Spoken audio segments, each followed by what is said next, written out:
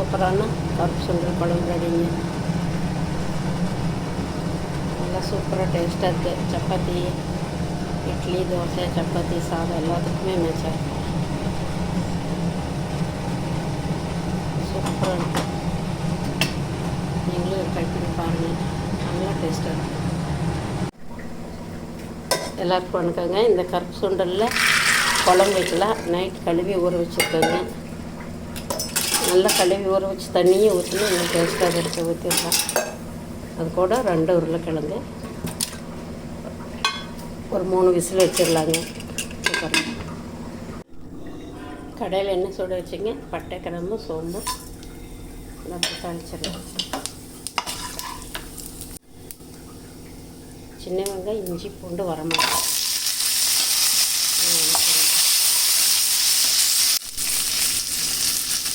எண்ணெய் தக்காளி ஒரு தக்காளி போடலாங்க.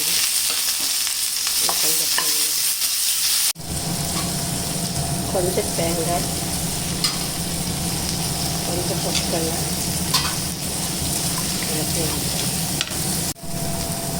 காரத்துக்கு வீட்டில் ஆட்டி வச்ச மிளகாத்தூள், மல்லித்தூள் 2 போட்டுடலாம். நல்லா அப்படியே வறுப்போட்டு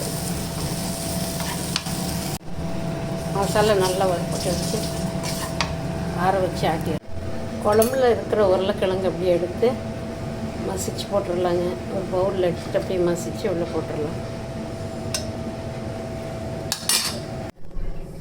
மசாலாவை அப்படியே அரைச்சிடலாங்க.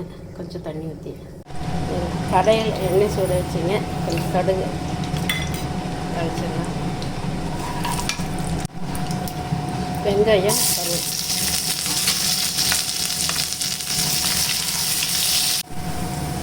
இதில் வந்து வேக வச்ச சுண்டல் போட்டுக்கலாம்.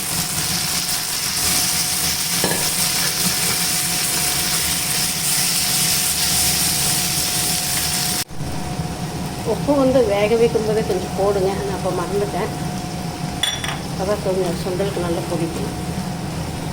உப்பு போட்டுக்கிறேன். அது கூட மசிச்சு வச்ச உருளைக்கிழங்கு நிறைய போட்டால் நல்லாயிருக்கு, டேஸ்ட்டாக இருக்குது. நம்ம அதிகமாக வேண்டாங்கனாலும் சும்மா ஒரு 2 தான் போட்டுருக்கோம். இதில் வந்து ஆட்டி வச்ச மசாலா அப்படி சேர்த்துக்கலாம். நல்லா மிக்ஸ் பண்ணிடலாம். இதில் சுண்டல் வேக வச்ச தண்ணியை அப்படி ஊற்றிடலாம். வேணும் அப்படி ஊற்றிடலாம்.